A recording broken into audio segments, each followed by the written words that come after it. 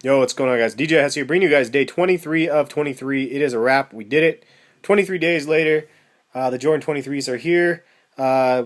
Previous days in the backdrop, that's starting with the Jordan 1s, the very, very top left, and everything else in between.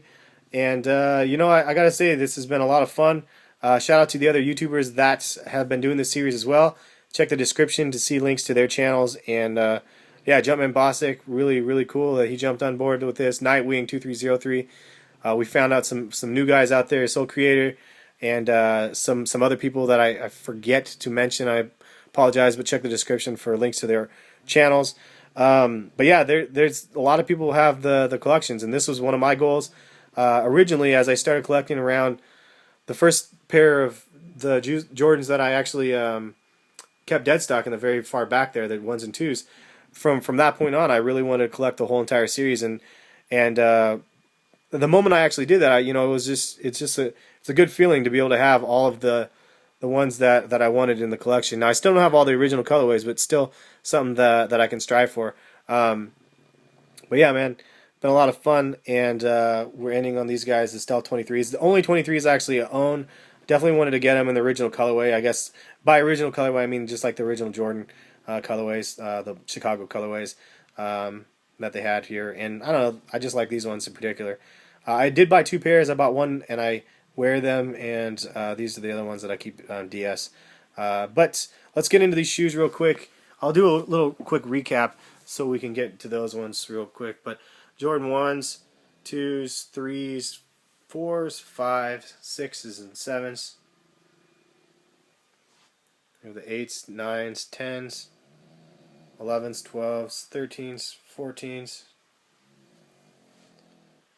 We got the 15s, 16s, 17s, 18s, 19s, 20s, 21, 22, and the 23s. So let's take a closer look at these guys real quick. First things first, let's look at the box.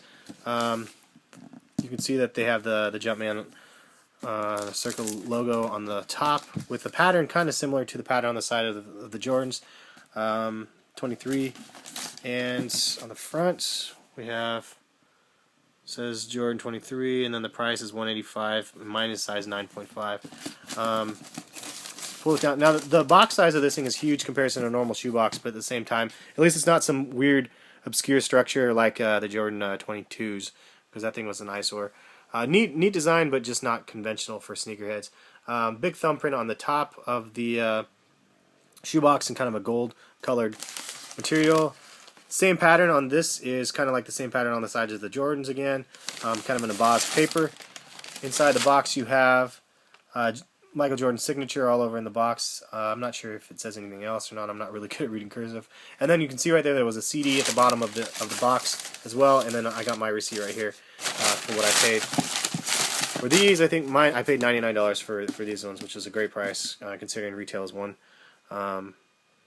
$185. But I wanted to show you that CD thing at the bottom of the box. This is what was in that thing right here. So I'm going to show you guys something. So it's just a CD basically. And I wanted to show you guys the heritage part of this CD. I don't know if I can get in trouble for playing this or not, but I thought it was neat. So I'll try to zoom in a little bit. Heritage, history, and meaning. There's the man right there, Tinker. Product all the way to it. And there's Mark Smith. A status symbol. People collect Air Jordans, in my opinion, because they reflect Michael Jordan's personality and sensibilities in his game.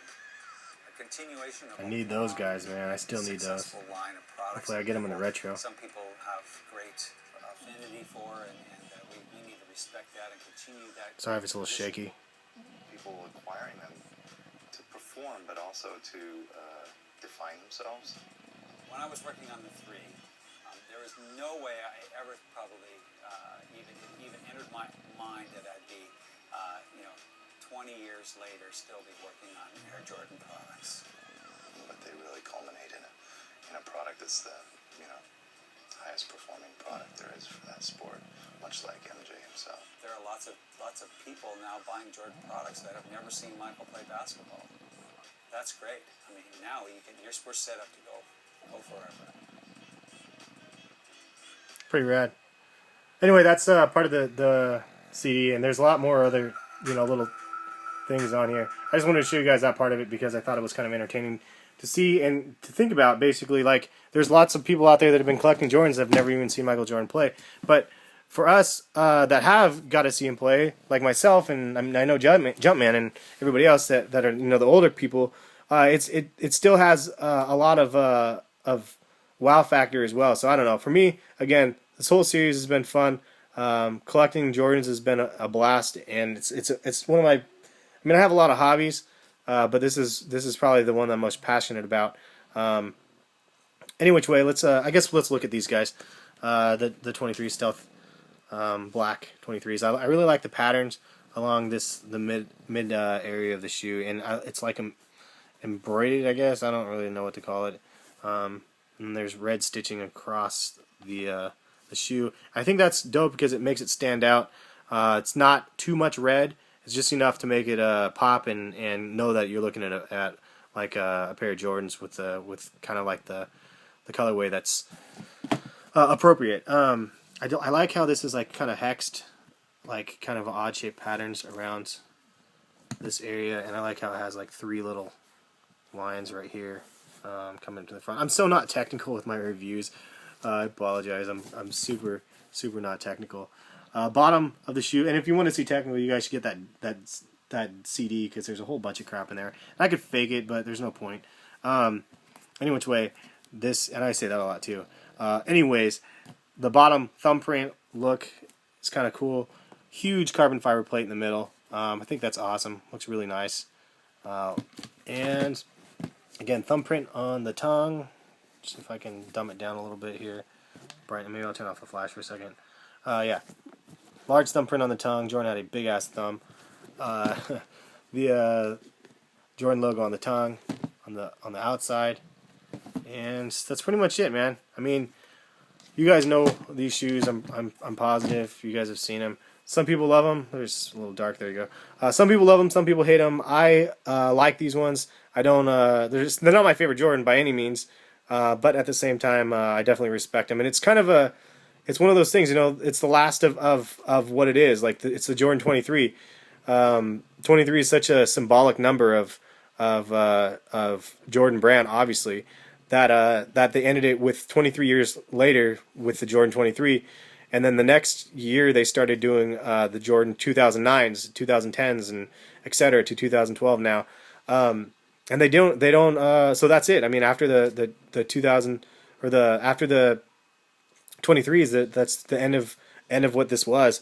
They can re-retro all these colors all they want, and we've never seen retros of like the 19s, 20s, 21s, and 22s and 23s. But 10 years later, I'm sure we're going to see lots of retros, and it's just neat. It's neat to be a part of it, and I like the fact that I was able to collect these. So. I don't know if anybody else has the same type of goals. I mean, you guys can probably understand where I'm coming from. But any which way, hopefully you guys enjoy the series. If you guys are new to my channel, go ahead and hit the subscribe button. I have lots of other concepts and ideas for videos in the future that I'm looking forward to bringing you guys. And yeah, have a good one, guys, and we will catch you guys later. Thanks.